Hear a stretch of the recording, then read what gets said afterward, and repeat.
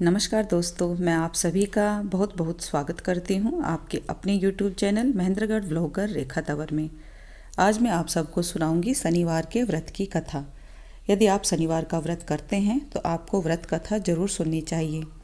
यदि आप शनिवार का व्रत नहीं करते हैं, आपसे व्रत नहीं होता है, तब भी आप इस व्रत कथा को सुनकर व्रत का उत्तम फल आप प्राप्त कर सकते हैं। यदि आप मेरी वीडियो पर, मेरे चैनल पर आज पहली बार विजिट कर रहे हैं तो मैं आपसे रिक्वेस्ट करना चाहूँगी कि प्लीज़ आप मेरे चैनल को सब्सक्राइब ज़रूर कर लें, बेल आइकन को ज़रूर प्रेस करें ताकि हर नई वीडियो का नोटिफिकेशन आपको अपने फ़ोन पर मिल पाए, मेरा कोई भी वीडियो आप मिस ना कर पाएँ। यदि आपके लिए वीडियो मेरा कोई भी उपयोगी लगे, हेल्पफुल लगे तो इसे अपने फ्रेंड्स, फैमिली के साथ शेयर ज़रूर कर दें। और यदि आपने पहले से मेरे चैनल को सब्सक्राइब किया हुआ है तो आपका बहुत बहुत धन्यवाद। शनिवार के व्रत की कथा। एक समय स्वर्गलोक में सबसे बड़ा कौन के प्रश्न पर 9 ग्रहों में वाद विवाद हो गया। वाद विवाद इतना बढ़ा कि परस्पर भयंकर युद्ध की स्थिति बन गई। निर्णय के लिए सभी देवता देवराज इंद्र के पास पहुँचे और बोले, हे देवराज, आपको निर्णय करना होगा कि हम में से सबसे बड़ा कौन है। देवताओं का प्रश्न सुनकर देवराज इंद्र उलझन में पड़ गए। इंद्र बोले, मैं इस प्रश्न का उत्तर देने में असमर्थ हूँ। हम सभी पृथ्वीलोक में उज्जैनी नगरी में राजा विक्रमादित्य के पास चलते हैं। देवराज इंद्र सहित सभी ग्रह देवता उज्जैनी नगरी पहुँचे। महल में पहुंचकर जब देवताओं ने उनसे अपना प्रश्न पूछा तो राजा विक्रमादित्य भी कुछ देर के लिए परेशान हो उठे, क्योंकि सभी देवी देवता अपनी अपनी शक्तियों के कारण महान थे।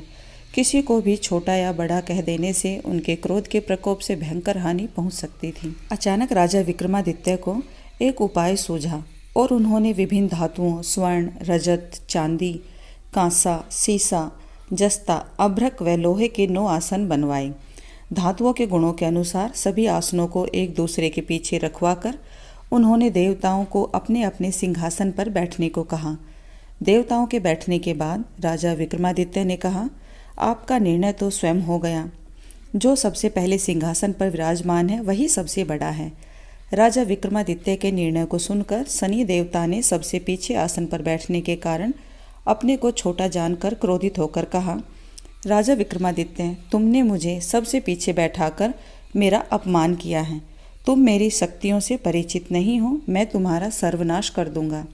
शनि ने कहा, सूर्य एक राशि पर 1 महीने, चंद्रमा 2.25 दिन, मंगल 1.5 महीने, बुध और शुक्र 1 महीने, बृहस्पति 13 महीने रहते हैं, लेकिन मैं किसी राशि पर 7.5 वर्ष तक रहता हूँ। बड़े बड़े देवताओं को मैंने अपने प्रकोप से पीड़ित किया है। राम को 7.5 के कारण ही वन में जाकर रहना पड़ा और रावण को 7.5 के कारण ही युद्ध में मृत्यु का शिकार बनना पड़ा। राजा, अब तू भी मेरे प्रकोप से नहीं बच सकेगा। इसके बाद अन्य ग्रहों के देवता जो प्रसन्नता के साथ चले गए, परंतु शनिदेव बड़े क्रोध के साथ वहां से विदा हुए। राजा विक्रमादित्य पहले की तरह ही न्याय करते रहे। उनके राज्य में सभी स्त्री पुरुष बहुत आनंद से जीवन यापन कर रहे थे। कुछ दिन ऐसे ही बीत गए। उधर शनि देवता अपने अपमान को भूले नहीं थे। विक्रमादित्य से बदला लेने के लिए एक दिन शनिदेव ने घोड़े के व्यापारी का रूप धारण किया और बहुत से घोड़ों के साथ उज्जैनी नगरी पहुंचे। राजा विक्रमादित्य ने राज्य में किसी घोड़े के व्यापारी के आने का समाचार सुना तो अपने अश्वपाल को कुछ घोड़े खरीदने के लिए भेजा। घोड़े बहुत कीमती थे। अश्वपाल ने जब वापस लौटकर इस संबंध में बताया तो राजा विक्रमादित्य ने स्वयं आकर एक सुंदर व शक्तिशाली घोड़े को पसंद किया। घोड़े की चाल देखने के लिए राजा उस घोड़े पर सवार हुए और वह घोड़ा बिजली की तरह से दौड़ रहा था। तेजी से घोड़ा दौड़ता राजा को दूर एक जंगल में ले गया, फिर राजा को वहां गिराकर जंगल में कहीं गायब हो गया।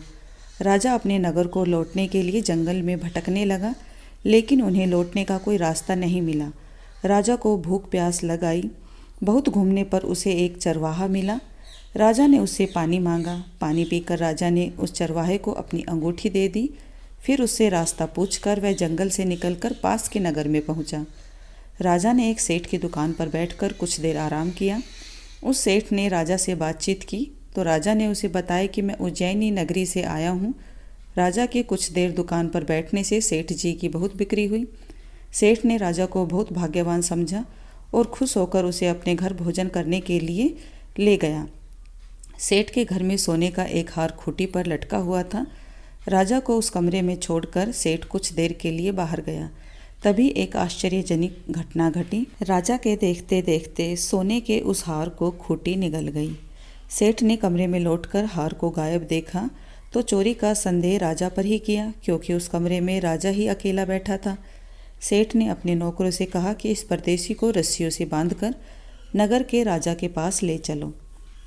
राजा ने विक्रमादित्य से हार के बारे में पूछा तो उसने बताया कि उसके देखते ही देखते खूंटी ने हार को निगल लिया था। इस पर राजा ने क्रोधित होकर चोरी करने के अपराध में विक्रमादित्य के हाथ पांव काटने का आदेश दे दिया। राजा विक्रमादित्य के हाथ पांव काटकर उसे नगर की सड़क पर छोड़ दिया गया।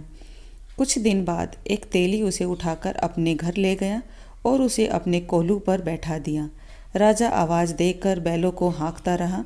इस तरह तेली का बैल चलता रहा और राजा को भोजन मिलता रहा। शनि के प्रकोप की 7.5 पूरी होने पर वर्षा ऋतु प्रारंभ हुई।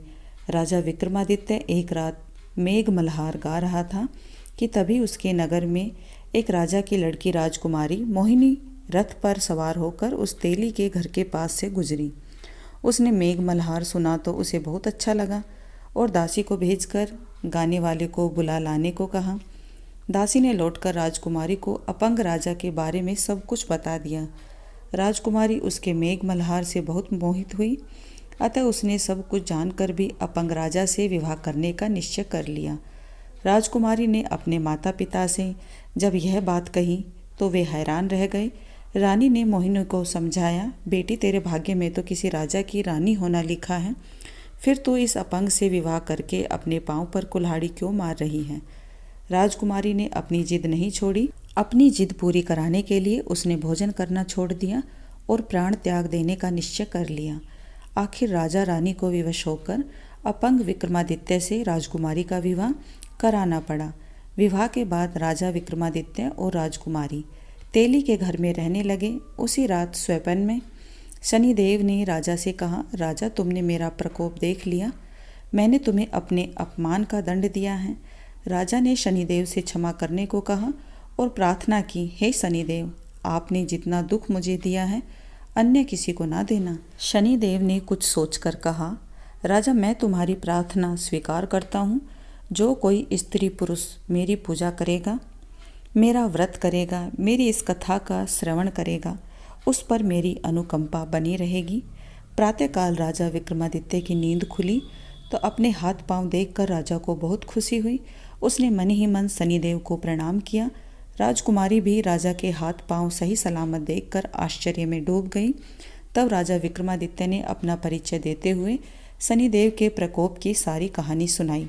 सेठ को जब इस बात का पता चला तो दौड़ता हुआ तेली के घर पहुंचा और राजा के चरणों में गिरकर क्षमा मांगने लगा। राजा ने उसे क्षमा कर दिया, क्योंकि यह सब शनिदेव के प्रकोप के कारण हुआ था। सेठ राजा को अपने घर ले गया और उसे भोजन कराया। भोजन करते समय वहाँ एक आश्चर्यजनक घटना घटी। सबके देखते देखते उस खूंटी ने हार उगल दिया।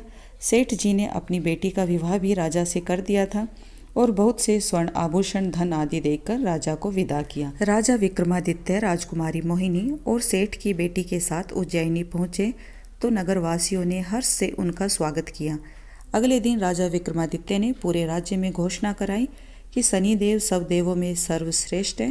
प्रत्येक स्त्री पुरुष शनिवार को उनका व्रत करें और व्रत कथा का श्रवण अवश्य करें। राजा विक्रमादित्य की घोषणा से शनिदेव बहुत प्रसन्न हुए। शनिवार का व्रत करते और व्रत कथा सुनने के कारण सभी लोगों की मनोकामनाएं शनिदेव की अनुकंपा से पूरी होने लगी। सभी लोग आनंदपूर्वक रहने लगे। हे शनिदेव महाराज, आप सब पर अपनी अच्छी वाली कृपा दृष्टि बनाए रखना। कुपित वाली कृपा दृष्टि किसी पर भूल कर भी ना डालना। इस कहानी को सुनने वाले सुनाने वाले सब पर कृपा करना। बोलिए शनिदेव महाराज की जय। यदि कहानी आपको पसंद आई तो प्लीज़ इसे अपने फ्रेंड्स फैमिली में शेयर ज़रूर कर दें। यदि पहली बार सुन रहे हैं मेरी वीडियो पर ये कहानी तो मेरे चैनल को सब्सक्राइब करें, बेल आइकन को भी प्रेस कर लें। बेल आइकन को प्रेस करेंगे तो आप मेरी सभी वीडियो देख पाएंगे। वीडियो देखने के लिए आपका बहुत बहुत धन्यवाद।